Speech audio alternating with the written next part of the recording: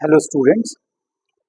तो कल के लेक्चर में हम लोगों ने ये देखा कि इंटरनल एनर्जी क्या होती है और अगर किसी सिस्टम को हम हीट देते हैं तो हीट के एक्सचेंज में अ, क्या होता है।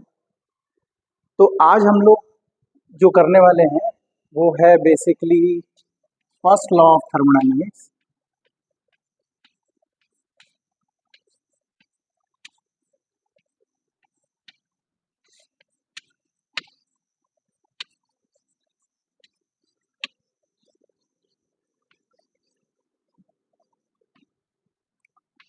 ठीक है, लेक्चर स्टार्ट करने से पहले मैं आपको फिर से एक बार याद दिला देना चाहता हूँ कि आपको अपना नोट्स बनाते रहना है और जो टॉपिक जिस टाइम पे स्टार्ट हो रहा है वो टाइम भी वहाँ नोट करते रहना है, जिससे कि आपको लेक्चर भी नोट करते रहना है। क्योंकि जब आप एक महीने बाद जाके उठा के देखेंगे तो आपको ये याद नहीं आएगा कि वो किस लेक्चर से था। तो आपको लेक्चर नंबर भी जरूर डालना है और किस टाइम पे कौन सा टॉपिक स्टार्ट हो रहा है वो भी वहाँ पे डालना है, जिससे कि उस लेक्चर को देखो अगर आप तो आपको तुरंत वो मिल जाए, समय खराब ना हो। ठीक है, तो नोट्स जरूर बनाते रहना है। तो आज हम लोग फर्स्ट लॉ ऑफ थर्मोडायनामिक्स की बात कर रहे हैं। आपको याद होगा इससे पहले जीरोथ लॉ ऑफ थर्मोडायनामिक्स की हमने बात की थी। तो उस समय मैंने ये डिस्कशन किया था कि ऐसा क्यों नहीं है कि उसको फर्स्ट लॉ कह दिया और इसको सेकंड लॉ कह दिया। रीज़न ये है कि पहले फर्स्ट लॉ एक्चुअली डिस्कवर हुआ, तो जब वो डिस्कवर हुआ तो उसे फर्स्ट लॉ लिख दिया गया। उसके डिस्कवर होने के बाद जो जीरोथ लॉ जिसे हम बोलते हैं वो डिस्कवर हुआ, इसलिए उसका नाम जीरो पड़ा। अगर मान लीजिए वो पहले डिस्कवर हुआ था तो उसका नाम ही फर्स्ट होता और इसका नाम सेकंड होता। अच्छा, इसको करने से पहले हम कुछ चीज़ें हैं जो एक बार दोबारा से रिवाइज कर लेना चाहते हैं। इसलिए कर लेना चाहते हैं कि जब इस टॉपिक को हम पढ़ने बैठे तो हमें ऐसा न लगे कि कुछ हमें नहीं पता। हमने तीन चीज़ें डिस्कस की है। पहली चीज़ डिस्कस की है वर्क डन,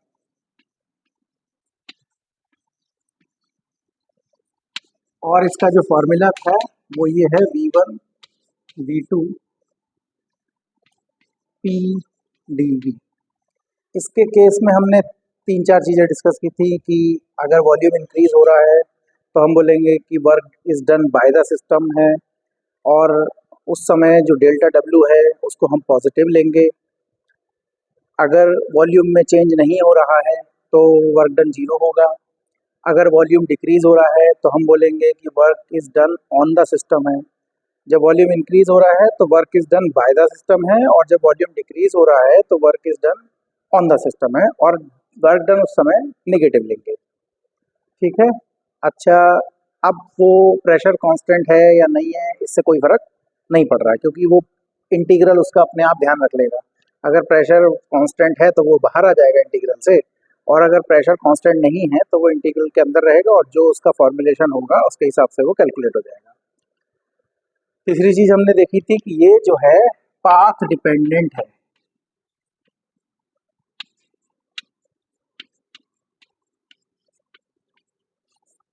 ये चीजें हमने इसके बारे में देखी थी। कुछ इंपॉर्टेंट चीजें हैं जो फर्स्ट लॉ के हिसाब से अभी तुरंत जरूरी है।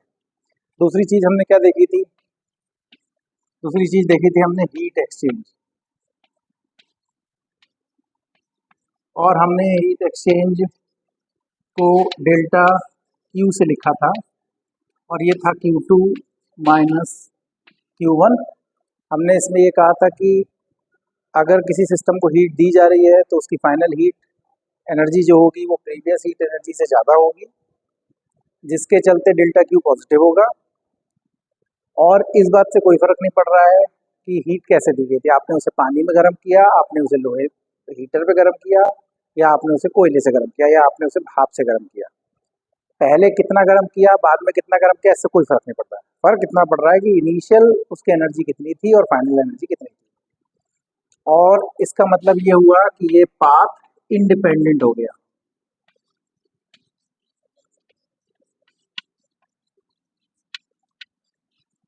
ठीक है।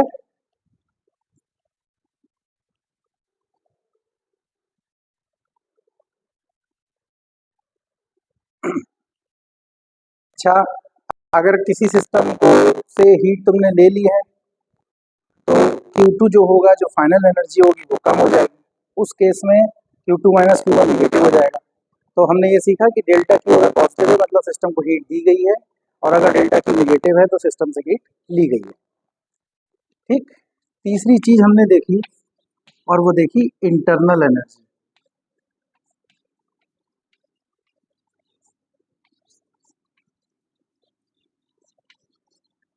और वो क्या था, वो था delta U is equal to U2 minus U1। और ये भी देखा कि ये भी पाथ इंडिपेंडेंट होती है।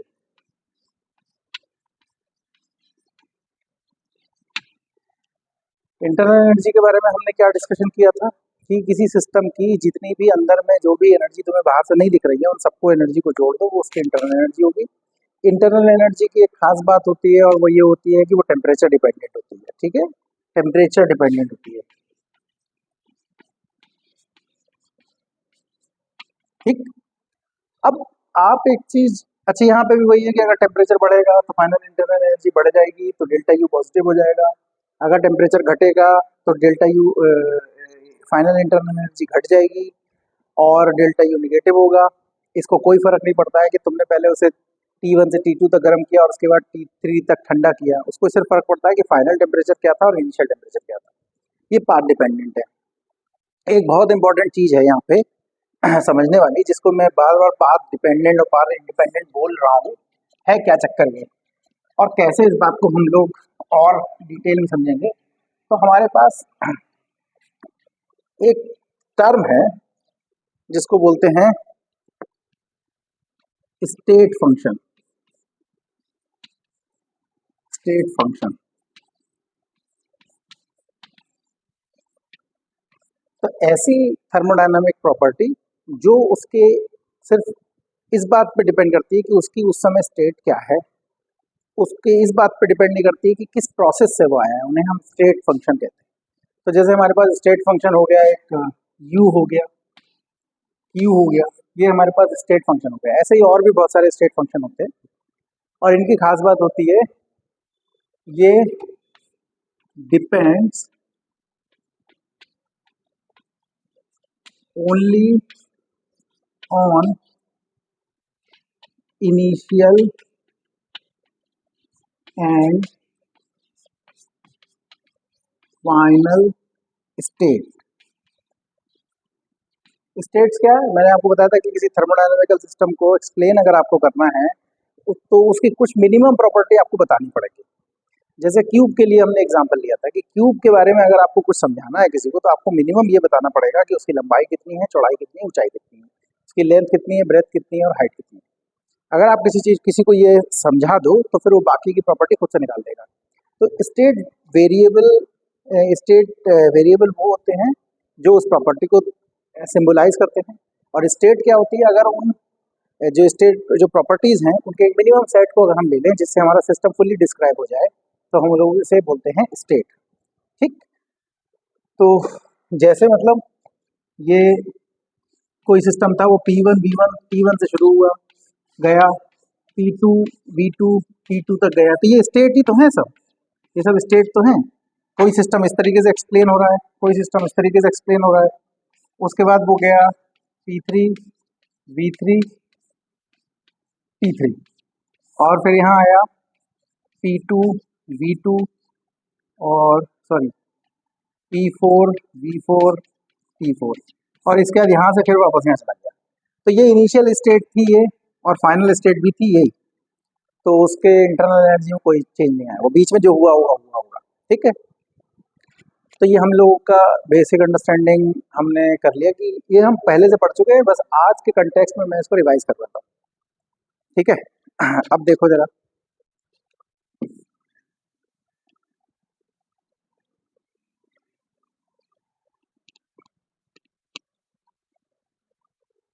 एग्जाम्पल देखो एक। अब हम लोग एक्चुअली थर्मोडायनामिक्स के फर्स्ट लॉ की बात कर रहे हैं। अभी तक क्या कर रहे थे, अभी तक जो उसमें चीजें इस्तेमाल होने वाली थी उनके बारे में थोड़ी सी जानकारी इकट्ठी कर रहे थे। हमारे पास एक सिलेंडर पिस्टन है, इसके अंदर एक पिस्टन लगा हुआ है और इसके अंदर कुछ गैस है।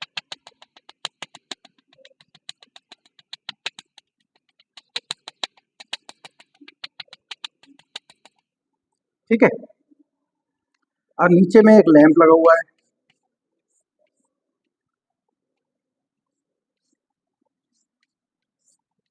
ये लैंप लगा हुआ है। तो क्या होगा, आप याद करो मेरा पहला लेक्चर। उस पहले लेक्चर मैंने आपको बताया था कि किसी लोहे के टुकड़े के नीचे अगर आप आग लगा दो तो धीरे धीरे उसका टेम्परेचर बढ़ने लगता है। अच्छा, ये जो चीज़ मैंने कहा था पिछली बार कि फ्रिक्शन जीरो है, तो फ्रिक्शन अभी भी जीरो है, ठीक है, क्योंकि हम आइडियल सिस्टम की बात कर रहे हैं, बाद में हम अपने हिसाब से उसे मॉडिफाई कर लेंगे। तो जब आप इसे हीट दोगे तो सबसे पहले क्या होगा, सबसे पहले इसमें ये होगा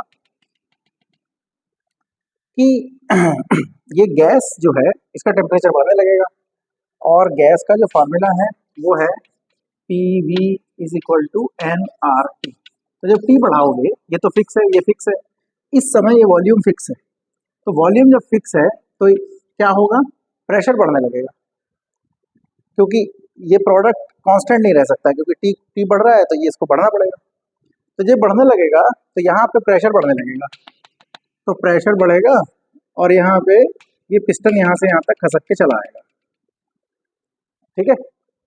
तो कुछ वर्क होगा और वो कितना होगा, डेल्टा डब्ल्यू, ठीक। अब क्या होगा कि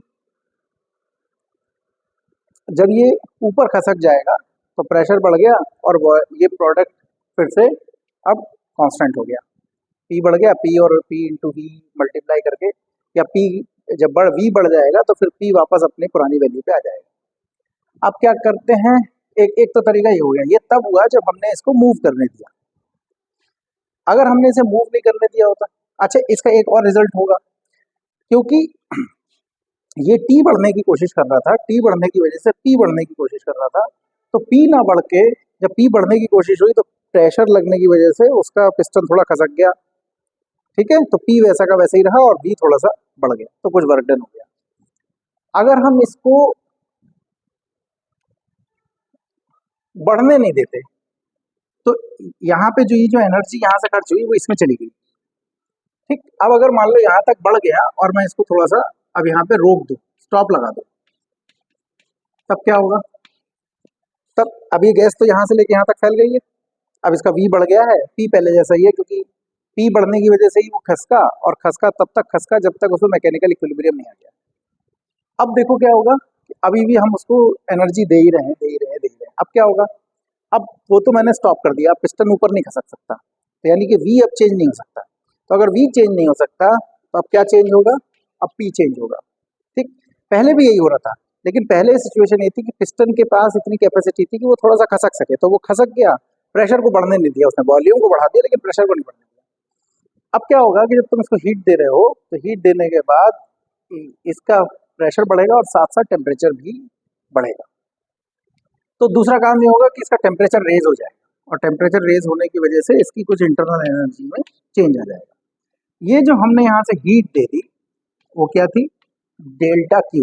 ये दो चीज़ों में खर्च हुई, किस किस चीज़ में खर्च हुई, एक तो वर्क डन करने में खर्च हुई और दूसरा इंटरनल एनर्जी को बढ़ाने में। बढ़ा के देने में क्यों बोल रहा हूँ मैंने बताया था कि अगर टेम्परेचर बढ़ेगा तो इंटरनल एनर्जी बढ़ेगी, तो वही हो रहा है।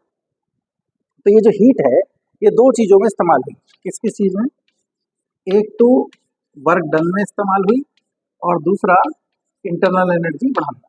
अब क्वेश्चन पूछो कि नहीं इसको हमें यहाँ से बढ़ने ही नहीं देना था, तब क्या होता, तब जो जैसे ही आप उसको हीट देना शुरू किया, आपने एनर्जी देना शुरू की, पिस्टन मूव नहीं कर सकता। पिस्टन अगर मूव नहीं कर सकता इसका मतलब ये है कि वॉल्यूम नहीं बढ़ सकता, और अगर वॉल्यूम नहीं बढ़ सकता इसका मतलब वर्क डन जीरो है। तो कोई बात नहीं है, तो सारी की सारी एनर्जी उसका इंटरनल एनर्जी बढ़ाने में निकल जाती। लेकिन अगर हम कह रहे हैं कि दोनों चॉइस है हमारे पास, तो होगा ये कि जो टोटल हीट हम उसको एनर्जी देंगे वो दो चीज़ में खर्च होगी, पहली वो वर्क डन में खर्च होगी और दूसरी इंटरनल एनर्जी इंक्रीज में होगी।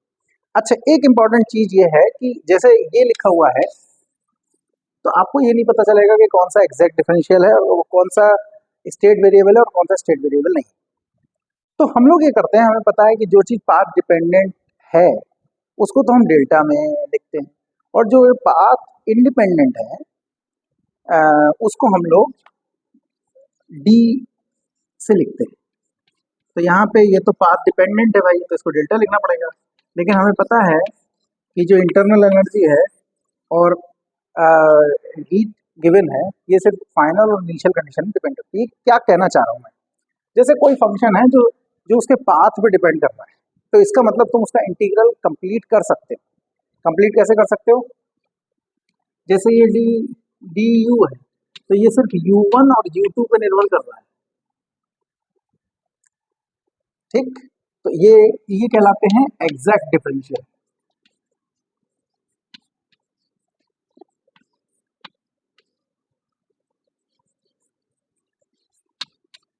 ठीक, जिन जो सिर्फ फाइनल और इनिशियल कंडीशन पर डिपेंड करते हैं। अगर आप इसको नहीं लिखो, आप इसको ऐसे ही रहने दो, कोई प्रॉब्लम नहीं है। ये एक बेटर अंडरस्टैंडिंग के लिए है। जैसे देखिए आप एरिया निकालने का आपके पास बहुत सारा तरीका है, कि जैसे ट्राइंगल का एरिया निकालना है तो कैसे निकालेंगे, एक ट्राइंगल बना लो, उसके ऊपर एक ग्राफ पेपर रख लो, ऐसे करके एक ट्राइंगल बना लो और उसके ऊपर एक ग्राफ पेपर रख लो। अब ग्राफ पेपर में क्या होते हैं, ऐसे लाइन होती हैं और फिर ऐसे लाइन होती है, और जो हर खाना होता है इसका, उस एक खाने का जो मान होता है, अगर तुम अपना देखोगे तो वो होता है 1 मिलीमीटर इंटू 1 मिलीमीटर। एक जो खाना होता है, इस खाने का जो एरिया होता है 1 मिलीमीटर स्क्वायर होता है। घर पे जाके ग्राफ पेपर देख लेना उठा के। तो मैं क्या कर सकता हूँ, जितने इसके अंदर आ रहे हैं इन सारे स्क्वायर को गिन लो। कुछ कुछ पूरे स्क्वायर नहीं भी आ रहे होंगे तो वो मैं एरर मान लेता हूँ, तो मैं ऐसे एरिया निकाल सकता हूँ। दूसरा मेरे पास तरीका है फॉर्मूला लगा के एरिया निकालने का।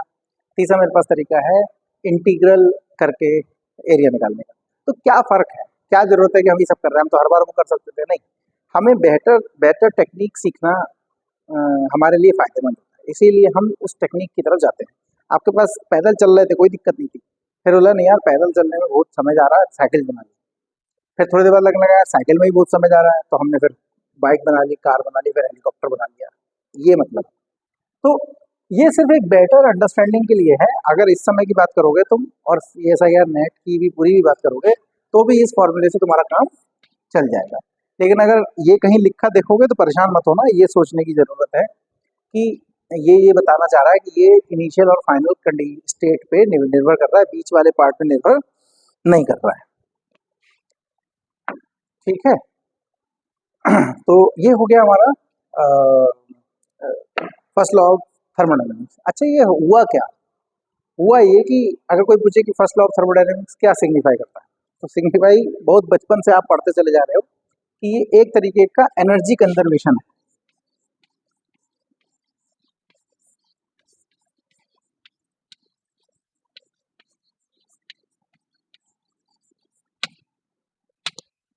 जो इतने दिन से बचपन से हम लोग पढ़ते आ रहे हैं कि टोटल एनर्जी कंजर्व होती है, टोटल एनर्जी कंजर्व होती है, वही है। ये एनर्जी कंजर्वेशन का ही एक रिजल्ट है, जिसे हम फर्स्ट लॉ ऑफ थर्मोडायनामिक्स कहते हैं, ठीक है।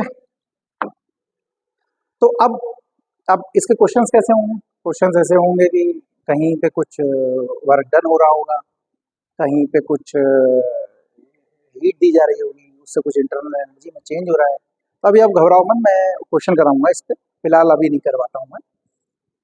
बस आपको ये ध्यान रखना पड़ेगा कि इंटरनल एनर्जी बढ़ रही है तो डेल्टा यू पॉजिटिव लेना है, work done by the system है तो डेल्टा डब्ल्यू पॉजिटिव लेना है, heat given to the system है या heat absorb by the system है तो डेल्टा क्यू पॉजिटिव लेना है, और अगर heat is rejected by the system है या heat is given by the system है तो आपको डेल्टा क्यू नेगेटिव लेना है, ठीक। ये सब चीज़ का ध्यान रखना है, उसी हिसाब से ये सब अपने आप मॉडिफाई होता है। तो आपको क्वेश्चन में करने के लिए इसको एक बार अच्छे से समझना पड़ेगा कि क्या कह रहा है, ठीक। तो first law of thermodynamics nothing but is nothing but the energy conservation, but we are talking about mostly the thermal the temperature dependent uh, things, so we are calling it as first law of thermodynamics, ठीक है। अब देखो,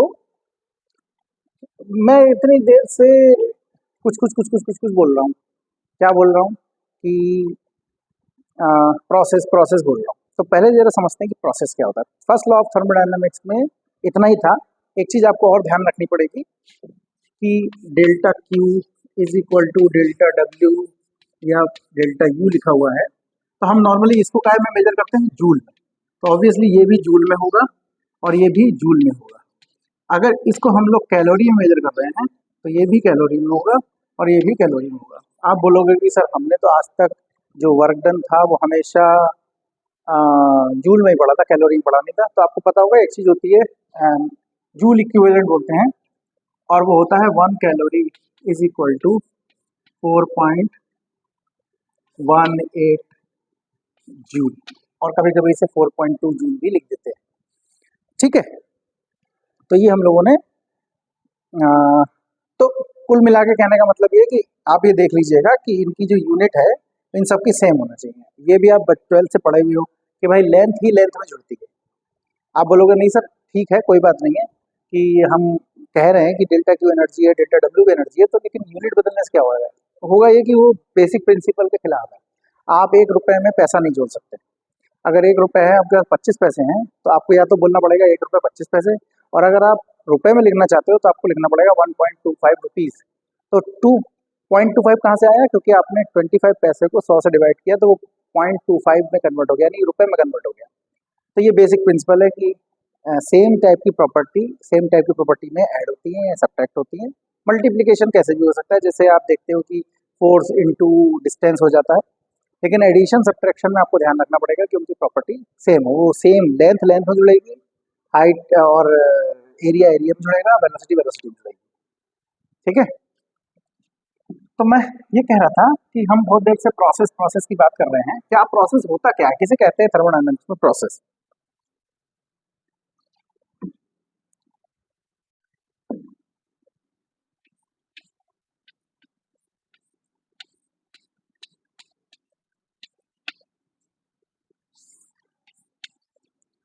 तो मान लो कि किसी की कोई सिस्टम था, थर्मोडायनामिकल सिस्टम, और उसकी इनिशियल स्टेट जो थी कुछ रिप्रेजेंट कर रही थी P1 V1 P1।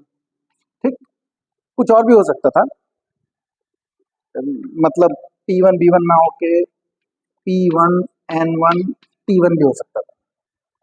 ठीक, आ, हम नॉर्मली P1 V1 T1 लिख देते हैं, लेकिन हम और तरीके से भी रिप्रेजेंट कर सकते हैं। ठीक है, किसी स्टेट को क्या क्या बहुत बोल रहा हूँ मैं, जरा देखते हैं। जैसे P V is equal to N R T, देखो ये तो कांस्टेंट है। अब 4 चीजें हैं, 1 2 3 3 और 4। इन 4 चीजों में से अगर सिस्टम को हमें रिप्रेजेंट करना है, सिस्टम के बारे में पूरी डिटेल जानकारी चाहिए, तो इन 4 चीजों में से कम 3 चीजें हमको चाहिए। अब वो 3 चीजें पी वी टी हो सकती है, पी वी एन हो सकता है, और P V V N T हो सकता है, पी एन टी हो सकता है। ठीक है, ये तो किसी कोई सिस्टम था इसलिए मैंने इसे ऐसे लिखा। तो कोई इनिशियल स्टेट थी उसकी ये, अब ये इनिशियल स्टेट से ऐसे घूमते हुए कहीं कहीं कहीं की ऐसे पहुंच गया, ये आ गई इसकी फाइनल स्टेट। और वो कितनी हो गई? ये हो गई P2 N2 T2। अब इसमें भी बहुत कुछ हुआ होगा, कुछ हीट इसने एब्जॉर्ब की होगी, कुछ एक्सपेंशन हुआ होगा, कुछ कॉन्ट्रैक्शन हुआ होगा, कुछ हीट हीट रिजेक्ट की होगी, कभी गर्म हुआ होगा, कभी ठंडा हुआ होगा, वो सब हुआ होगा, और ये यहाँ से लेके यहाँ तक पहुँच गया। तो इस पूरे को यहाँ से लेके यहाँ तक जाने को हम बोलते हैं प्रोसेस। जैसे तुम कहते हो कि यार ये रोड है, उसको किसी ने नाम दिया ना रोड, ये हमारा कमरा है, इसको नाम दिया किसी ने कमरा। ऊपर आने के लिए जिस जिस सेटअप का इस्तेमाल करते हैं उसे सीढ़ी बोलते हैं। वैसे ही इनिशियल अगर कोई थर्मोडायनामिक सिस्टम किसी इनिशियल स्टेट से फाइनल स्टेट तक पहुंच जाए, ठीक, फाइनल स्टेट कुछ भी हो सकती है, हो सकता है कि फाइनल स्टेट यहाँ से वापस ये होती, तब भी ये प्रोसेस होता, क्योंकि उसके बीच में बहुत सारी चीजें हुई हैं थर्मोडायनामिकली। ठीक, तो इसको हम प्रोसेस बोलते हैं।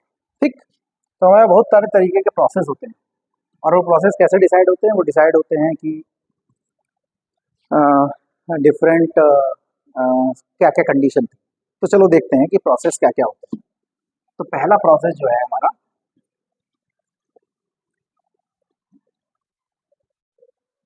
जिसको हम बोलते हैं आइसोथर्मल प्रोसेस।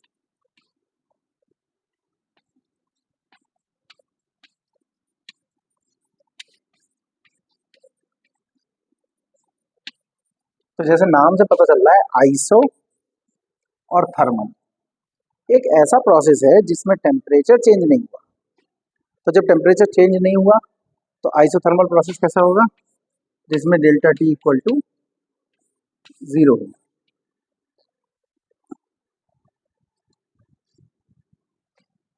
ठीक,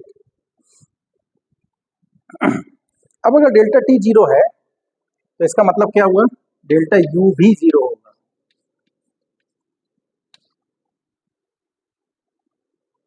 ठीक, अभी कैसे हो रहा होगा प्रोसेस, कौन सा प्रोसेस आइसोथर्मल होता है, जरा देखते हैं एग्जांपल लेके। ये हमारे पास एक पिस्टन और सिलेंडर था,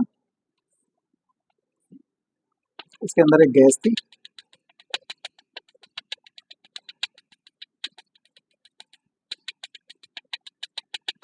और हम मान रहे हैं कि फ्रिक्शन 0 है।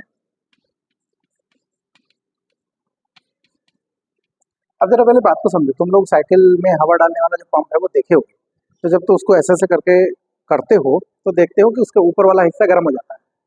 ऊपर वाला हिस्सा क्यों गर्म हो जाता है, क्योंकि उसके अंदर एक पिस्टन लगा हुआ है और पिस्टन उस लोहे के सिलेंडर पे टकरा रहा है, जिसकी वजह से एक फ्रिक्शन उत्पन्न हो रहा है। तो फ्रिक्शन की वजह से वो हीट हो रहा है। ठीक है, तो उसकी बात नहीं कर रहा हूँ मैं। नीचे के हिस्से में जहाँ पे पिस्टन होता है और नीचे वाल्व होता है, उसके बीच में जो जगह खाली होती है वहाँ गैस होती है। तो जब तुम उसे प्रेस करते हो तो क्या होता है, जब थोड़ी देर हवा डाल लोगे तो तुम देखोगे कि पाइप गर्म हो गया है। मैंने अपने पहले लेक्चर में भी बताया था। अच्छा, ये दीवारें कैसी हैं, ये जो है थर्मल दीवार है। थर्मल जैसे बोलते, मैंने बताया था diathermal wall, dia diathermal wall. दो तरीके की वॉल्स बताई थी मैंने, एक डाया थर्मल और एक एडियाबेटिक। ये डाया थर्मल वॉल है, मतलब यहाँ से हीट एक्सचेंज हो सकता है। अब देखो, जब मैं पिस्टन को दबाना शुरू करूंगा तब क्या होगा, जब पिस्टन को दबाना शुरू करूंगा तो यहाँ पे प्रेशर बढ़ने लगेगा। वॉल्यूम कम हो रहा है, प्रेशर बढ़ रहा है। इसकी वजह से क्या होगा कि जो सारे मॉलिक्यूल हैं वो पास पास आ जाएंगे। ठीक, पास पास आ जाएंगे तो प्रेशर बढ़ने की वजह से इसका टेम्परेचर बढ़ने की कोशिश करेगा। लेकिन ये मैं बहुत धीरे धीरे कर रहा हूँ, बहुत ही धीरे धीरे धीरे धीरे कर रहा हूँ। जितने जब ये नीचे की तरफ आ रहा होगा तो इसकी इंटरनल एनर्जी बढ़ेगी, क्योंकि सारे मॉलिक्यूल पास पास आ रहे हैं। जब वो पास पास आने की कोशिश कर रहे हैं तो उसमें एक एनर्जी प्रोड्यूस होगी, क्योंकि आप उस पर वर्क कर रहे हो। जब आप उस पर वर्क कर रहे हो तो वो एनर्जी इसकी बढ़ाने की कोशिश करेगा। हो, ये मैं बहुत स्लो कर दूँ, वेरी स्लो, इतना स्लो कर रहा हूँ कि जो भी यहाँ पे हीट प्रोड्यूस हो रही है वो एटमॉस्फेयर को निकल जा रही है। मतलब ये समझ लो कि एक एक बॉटल है, उस बॉटल में हमने 1 लीटर पानी डाला और उसमें जो छेद है वो 1 लीटर पानी निकाल रहा है। जितनी देर में हमने पानी डाला उतनी देर में पानी निकल गया। तो ये प्रोसेस बहुत धीरे धीरे धीरे धीरे कर रहा हूँ। जब इसको नीचे ला रहे हैं तो इसकी एनर्जी बढ़ रही है, क्योंकि इस पर वर्क कर रहे हैं। एनर्जी क्यों बढ़ रही है, कोई जादू नहीं हो रहा है। जब हम उसको दबा रहे हैं तो we are doing work on the system. तो जब इसको बढ़ा रहे हैं तो इसकी एनर्जी बढ़ रही है। अब एनर्जी बढ़ रही है, लेकिन ये इतना स्लो प्रोसेस है कि जितनी भी एनर्जी बढ़ रही है वो तुरंत एटमॉस्फेयर में निकल जा रही है। तो जब वो तुरंत एटमॉस्फेयर में निकल जा रही है, अगर एनर्जी बढ़ रही होती तो इसका टेम्परेचर बढ़ना चाहिए था, लेकिन टेम्परेचर नहीं बढ़ा। क्यों, क्योंकि जितनी भी हीट जनरेट हुई थी वो एटमॉस्फेयर को चली गई। ठीक, तो इस तरीके का प्रोसेस है आइसोथर्मल प्रोसेस। सेम चीज है, आप इसे हल्के हल्के बाहर निकालो। जब आप इसे हल्के हल्के बाहर निकालोगे तो जो गैस है वो फैलने की कोशिश करेगी। फैलने की कोशिश करेगी तो वो ठंडी होगी। मैंने एग्जांपल दिया था स्प्रे वाला, कि जब आप स्प्रे का बटन दबाते हो डीओ का, तो बहुत सारी गैस निकलती है अंदर से, वो प्रेशर में बाहर निकल रही है, तो अंदर अचानक से ठंडापन आ जाता है, क्योंकि वो बहुत तेजी से निकल रही है। उसे आप हल्के से दबा के रखो ऐसे, तो आप देखो कि उसमें से हल्की हल्की गैस निकल रही है, लेकिन उसकी जो केन है वो ठंडी नहीं हो रही है। केन तभी ठंडी होगी जब उसे दबा के रखोगे, बहुत तेजी से डीओ निकलेगा। तो अब आप इसे हल्के हल्के ऊपर कर रहे हो तो ये गैस फैलने की कोशिश करेगी। जब गैस फैलने की कोशिश करेगी तो इसकी एनर्जी में कुछ कमी आएगी, क्योंकि now the work is done by the system. System उसका वॉल्यूम को बढ़ाने की कोशिश कर रहा है। तो क्या होगा, इसका टेम्परेचर घटना चाहिए था, लेकिन ये इतना धीरे धीरे हो रहा है कि जितना भी इसकी एनर्जी कम हुई, ये इसने एनर्जी बाहर से उतनी एनर्जी ले ली, तो इसकी एनर्जी उतनी ही बनी रही। जब इसकी एनर्जी उतनी ही बनी रहेगी तो इसका टेम्परेचर कभी नहीं बढ़ पाएगा। ठीक, तो इस तरीके के प्रोसेस को हम लोग कहते हैं आइसोथर्मल प्रोसेस। तो इसमें अगर मैं फर्स्ट लॉ ऑफ थर्मोडायनामिक्स लगाऊं तो delta Q is equal to हो गया डेल्टा डब्ल्यू प्लस जीरो, क्योंकि delta W plus delta U होता है तो ये जीरो हो गया। तो इफेक्टिवली हमारे पास बचा delta Q equal to delta W. अब इस बात से आप समझ सकते हो, अगर आप अ, इसको दबा रहे हो, work is done on the system कर रहे हो आप, तो डेल्टा डब्ल्यू जो होगा वो निगेटिव होगा। जब डेल्टा डब्ल्यू निगेटिव होगा तो ये निगेटिव होगा। निगेटिव क्यों होगा? क्योंकि वॉल्यूम कॉन्ट्रैक्ट हो रहा है। ये निगेटिव होगा, तो जब ये निगेटिव होगा तो ये निगेटिव होगा। इसका मतलब सिस्टम एनर्जी लूज करेगा। आपको पता है कि डेल्टा क्यू निगेटिव तब होता है जब वो सिस्टम, आपका जो सिस्टम है वो एनर्जी रिजेक्ट करता है। तो इस केस में आइसोथर्मल प्रोसेस में जो वर्क डन है वो उसकी हीट की फॉर्म में निकल रहा है। अच्छा, अगर ये एक्सपेंड हो रहा होता तब क्या हो रहा था? अगर ये एक्सपेंड हो रहा होता तो डेल्टा डब्ल्यू पॉजिटिव होता। डेल्टा डब्ल्यू जब पॉजिटिव होता तो डेल्टा क्यू भी पॉजिटिव होता। इसका मतलब कि सिस्टम हीट ले रहा है, यही मैंने आपको थोड़ी देर पहले समझाया। ठीक, तो ये हो गया हमारा आइसोथर्मल प्रोसेस। और आइसोथर्मल प्रोसेस में क्या होता है? टेम्परेचर कांस्टेंट होता है, टेम्परेचर कांस्टेंट होता है। ठीक, इंटरनल एनर्जी चेंज जीरो होता है और जो भी वर्क होता है वो उसकी हीट की फॉर्म में कन्वर्ट हो जाता है। ये हमने सीखा। ठीक, चलो दूसरे प्रोसेस पे जाते हैं। इसको बोलते हैं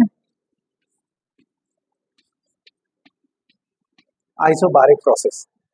आइसोबारिक प्रोसेस में क्या होता है? डेल्टा पी जीरो होता है, यानी कि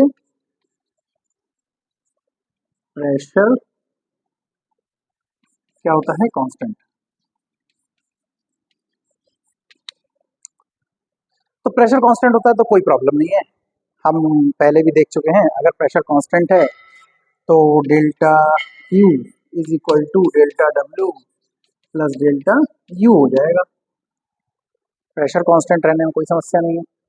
ठीक, ये वर्क डन तब जीरो होता है जब वॉल्यूम में चेंज जीरो होता है, तो यहाँ पे कोई दिक्कत नहीं। यानी कि जब आइसोबारिक प्रोसेस होगा उस समय जो सिस्टम को हीट दी जाएगी वो दो काम में खर्च होगी। एक तो उसकी इंटरनल एनर्जी बढ़ाने में खर्च होगी और दूसरी वर्क डन करने में खर्च होगी। आइसोथर्मल प्रोसेस में क्या हो रहा था कि जो भी हीट दी जा रही थी वो सिर्फ और सिर्फ उसके वर्क डन में ही खर्च हो रही थी। ठीक है, तो ये हमारा आइसोबारिक प्रोसेस हो गया। इसके बाद आइसो आइसोकोरिक प्रोसेस। ठीक, आइसोकोरिक प्रोसेस में क्या होता है? वॉल्यूम चेंज जीरो होता है। इसका मतलब वॉल्यूम कांस्टेंट होता है।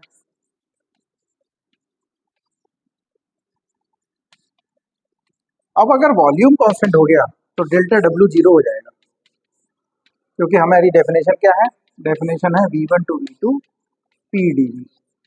जब वॉल्यूम चेंज ही जीरो हो जाएगा तो वर्क डन ऑटोमेटिकली जीरो हो जाएगा।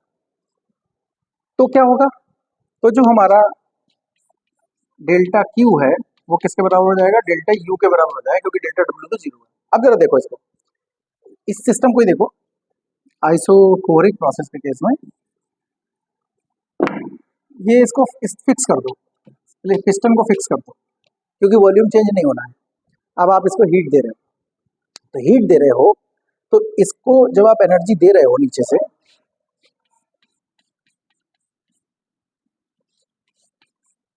तो वो एनर्जी चाह तो रही है कि इसका प्रेशर बढ़ेगा। अगर ये मूव कर सकता होता तो प्रेशर बढ़ने की वजह से ये पिस्टन थोड़ा सा ऊपर खिसक जाता है, लेकिन अभी तो खिसक नहीं सकता क्योंकि ये फिक्स हो गया। तो क्या होगा? तो ये होगा कि इसका जब प्रेशर बढ़ेगा तो इसका टेम्परेचर अपने आप बढ़ने लगेगा। कैसे? P V is equal to N R T. ये तो फिक्स है। अगर ये टी बढ़ रहा है, अच्छा ये भी फिक्स है, ये दोनों फिक्स हैं, ये तो कांस्टेंट है। जब टी बढ़ रहा है तो आपको चॉइस नहीं बची, टी को बढ़ना पड़ेगा। ठीक है, तो जब हमने एनर्जी दी तो जो सारी एनर्जी गई वो टेम्परेचर बढ़ाने में गई, और जब टेम्परेचर बढ़ेगा तो इंटरनल एनर्जी बढ़ेगी। ठीक है, अच्छा दूसरी तरफ इसको हटा दो, अब इसको ठंडा कर लो। जब ठंडा करोगे तो क्या होगा, फिर भी वर्क डन नहीं हो पा रहा है, तो जो इंटरनल एनर्जी है वो घटेगी। अच्छा, जब Q पॉजिटिव था तो डेल्टा U भी पॉजिटिव था, यानी जब इंटरनल एनर्जी बढ़ रही थी तो किसकी कॉस्ट पे बढ़ रही थी, डेल्टा Q के कॉस्ट पे बढ़ रही थी। ठीक, तो यानी कि आइसोकोरिक प्रोसेस में अगर हीट सिस्टम को दोगे तो उसकी इंटरनल एनर्जी बढ़ेगी, मतलब उसका टेम्परेचर बढ़ेगा, और अगर हीट सिस्टम से लोगे तो उसकी इंटरनल एनर्जी घटेगी और उसका जो टेम्परेचर है वो घटेगा। ठीक, ये हो गया हमारे पास आइसोकोरिक प्रोसेस। इसके बाद हमारे पास है, इसको बोलते हैं हम लोग एडियाबेटिक प्रोसेस। एडियाबेटिक प्रोसेस में क्या होता है कि डेल्टा Q जो होता है जीरो होता है, मतलब हीट नॉट एक्सचेंज। अब क्या होगा, अगर देखो एडियाबेटिक प्रोसेस क्या है, कैसे होगा, एक गुब्बारा था, गुब्बारे के अंदर कोई गैस भरी हुई थी, गुब्बारा अचानक से फट गया। तो हुआ ये कि ये जो प्रोसेस है इतनी तेजी से हुआ कि जो हीट एक्सचेंज का जो टाइम था वो मिला ही नहीं सिस्टम को। या दूसरा तरीके से समझो आप, जैसे हमने आइसोथर्मल प्रोसेस के केस में क्या किया था, जो पिस्टन सिलेंडर था वो पिस्टन सिलेंडर को हमने अच्छा हल्के हल्के हल्के दबा रहे थे पिस्टन को। अब क्या करो, तुम तेजी से दबा दो उसको, जब तुम उसे तेजी से एकदम दबा दोगे तो हीट जनरेट हो रही होगी, हीट जनरेट हो रही होगी, लेकिन हीट को इतना टाइम नहीं मिलेगा कि वो एटमॉस्फेयर के साथ एक्सचेंज हो जाए, तो वो हीट उसके अंदर ट्रैप होकर रह जाए। ठीक, क्या कह रहा हूँ कि आपने क्या करा, पहले जो आइसोथर्मल प्रोसेस था उसमें आप हल्के हल्के पिस्टन को नीचे कर रहे थे, हल्के हल्के करने से क्या हो रहा था कि उसमें जो भी हीट जनरेट हो रही थी वो सराउंडिंग को निकल जा रही थी, बाहर निकल जा रही थी। अब आपने अचानक से पिस्टन को ऐसे दबा दिया तो अभी भी हीट बढ़ी, लेकिन हीट को इतना टाइम नहीं मिला कि वो बाहर निकल पाए। तो जब वो बाहर नहीं निकल पाएगी तो क्या होगा, हीट एक्सचेंज जीरो हो जाएगा। अच्छा, वर्क डन हुआ यहाँ पे क्योंकि आपने उसका वॉल्यूम चेंज किया या आपने उसे अचानक से एक्सपेंड किया, तो क्या होगा कि ये जीरो हो गया फर्स्ट लॉ ऑफ थर्मोडायनामिक्स से, तो ये हो गया डेल्टा डब्ल्यू और ये हो गया डेल्टा यू। इसको अगर सही से लिखोगे तो ये हो जाएगा delta W is equal to minus delta U. अब जरा इस बात को समझते हैं, जब आपने उसे अचानक से दबा दिया तो क्या हुआ कि उस पर वर्क डन हुआ, work done on the system हुआ। जब work done on the system हुआ तो हुआ ये कि वर्क डन नेगेटिव होगा, तो जब वर्क डन नेगेटिव होगा तो माइनस, इधर का एक माइनस होगा और इधर एक ऑलरेडी माइनस है, माइनस माइनस प्लस हो जाएगा, यानी कि डेल्टा यू पॉजिटिव हो जाएगा। इसे मुझे ऐसे नहीं लिखना चाहिए, मुझे इसे उल्टा करके लिख लेना चाहिए, delta U is equal to minus delta W. तो आप अचानक से जब उसको ऐसे दबा दोगे पिस्टन को तो डेल्टा डब्ल्यू नेगेटिव होगा। क्यों होगा नेगेटिव, ये माइनस साइन की बात नहीं कर रहा हूँ, डेल्टा डब्ल्यू की बात कर रहा हूँ। डेल्टा डब्ल्यू नेगेटिव होगा क्योंकि जब कॉन्ट्रैक्शन होता है, वॉल्यूम घट रहा होता है तो वर्क डन नेगेटिव होता है। तो एक माइनस साइन ऑलरेडी है, ये नेगेटिव है तो माइनस माइनस प्लस हो जाएगा, तो डेल्टा यू पॉजिटिव हो जाएगा। इसका मतलब ये हुआ कि जब डेल्टा यू पॉजिटिव हुआ तो उसका टेम्परेचर बढ़ेगा, यानी कि उसकी इंटरनल एनर्जी बढ़ गई। इसका मतलब जो वर्क डन किया आपने वो पूरा पूरा काय में कन्वर्ट हो गया, इंटरनल एनर्जी को इंक्रीज करने में कन्वर्ट हो गया। अच्छा, अब आप इसे सडनली एक्सपेंड कर दो, ऐसे खींच दो, जब आपने उसे ऐसा करके खींच दिया तो फिर से वही हुआ, वर्क डन हुआ, लेकिन इस बार work done by the system हुआ क्योंकि उसका वॉल्यूम इंक्रीज हो रहा है, तो डेल्टा डब्ल्यू पॉजिटिव होगा। जब डेल्टा डब्ल्यू पॉजिटिव होगा और यहाँ एक माइनस साइन है तो डेल्टा यू निगेटिव हो गया, और जब डेल्टा यू निगेटिव हो गया इसका मतलब ये हुआ कि उसकी इंटरनल एनर्जी में कमी हुई। कमी हुई क्यों, क्योंकि जब आपने पिस्टन अचानक से खींच दिया तो गैस पहले यहाँ पे थी, फिर उसको यहाँ से यहाँ तक फैलना पड़ा, तो वो किस कॉस्ट पे फैलेगी, अपने से तो नहीं फैलेगी, तो वो इंटरनल एनर्जी की कॉस्ट पे फैलेगी। ये सेम एग्जांपल हम आपको पहले लेक्चर में बोले थे, ये जो मैंने एग्जांपल दिया कि जो डीओ को तेजी से अगर आप दबा के रखते हो तो बहुत तेजी से उसके अंदर की गैस बाहर निकल रही है, वो किस कॉस्ट पे निकल रही है, वो इंटरनल एनर्जी की कॉस्ट पे निकल रही है, इसीलिए वो केन ठंडा पड़ जाता है। आपको याद होगा कि पहले लेक्चर में मैंने ये भी बताया था कि आप अगर शादी में देखते हो कि हलवाई लगा हुआ है तो जो सिलेंडर है, सिलेंडर के ऊपर एक परत जम जाती है। काय की परत जम जाती है, बर्फ की परत जम जाती है। कब की बात कर रहा हूँ, जाड़े के टाइम की बात कर रहा हूँ। वो क्यों हो रहा है, क्योंकि नॉर्मली जब घर में गैस लगी होती है वो बहुत लो फ्लेम पे चलती है, लेकिन जो हलवाई लोग सिलेंडर को इस्तेमाल करते हैं वो फुल फ्लेम पे इस्तेमाल करते हैं क्योंकि उनकी कढ़ाई इतनी बड़ी होती है, तो गैस बहुत तेज़ी से सिलेंडर से निकल रही होती है। तो जब वो बहुत तेज़ी से निकल रही होती है तो वो एक तरीके का एडियाबैटिक एक्सपेंशन है। तो एडियाबैटिक एक्सपेंशन है तो वो जो एक्सपेंशन हो रहा है वो इंटरनल एनर्जी की कॉस्ट पे हो रहा है, इसीलिए उसके वो पूरा सिलेंडर ठंडा पड़ जाता है। आप कभी इसको करके देख लेना।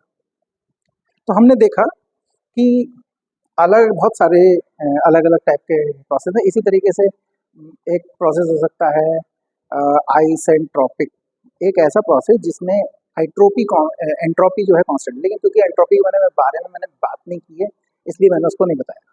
ठीक। तो अब कोई भी प्रोसेस हो, अब हमें मेरी मोटी मोटी बात समझ में आ गई कि अगर कोई भी प्रोसेस हो तो उस प्रोसेस की कोई प्रॉपर्टी जरूर होगी। आइसोथर्मल प्रोसेस में टेम्परेचर कांस्टेंट है, आइसोबारिक में प्रेशर कांस्टेंट है, आइसोकोरिक में वॉल्यूम कांस्टेंट है, एडियाबेटिक में हीट कांस्टेंट है। तो आगे भी हमारे लाइफ में जो कुछ प्रोसेस आएंगे तो हमें घबराने की जरूरत नहीं है। अब हम बात समझ गए, कोई भी प्रोसेस अगर हो रहा होगा तो उस प्रोसेस की एक प्रॉपर्टी होगी, तो हमें उस प्रॉपर्टी को समझना है और उस प्रॉपर्टी के हिसाब से अपना जो फर्स्ट लॉ है, फर्स्ट लॉ ऑफ थर्मोडायनामिक्स है, उसको मॉडिफाई कर लेना है। ठीक है। तो ये हमारा लगभग पूरा डिस्कशन हो गया फर्स्ट लॉ ऑफ थर्मोडायनामिक्स के बारे में। कल के लेक्चर में हम कुछ क्वेश्चन लेंगे जो फर्स्ट लॉ ऑफ थर्मोडायनामिक्स पे रिलेटेड होंगे, तो फिर ये टॉपिक पूरा खत्म हो जाएगा और हम आगे बढ़ जाएंगे। ठीक है। चलिए, तो फिर आप अपने जो भी आपके क्वेश्चन होंगे या कमेंट होंगे वो आप कमेंट सेक्शन में बता दीजिएगा। ठीक। चलिए, थैंक यू।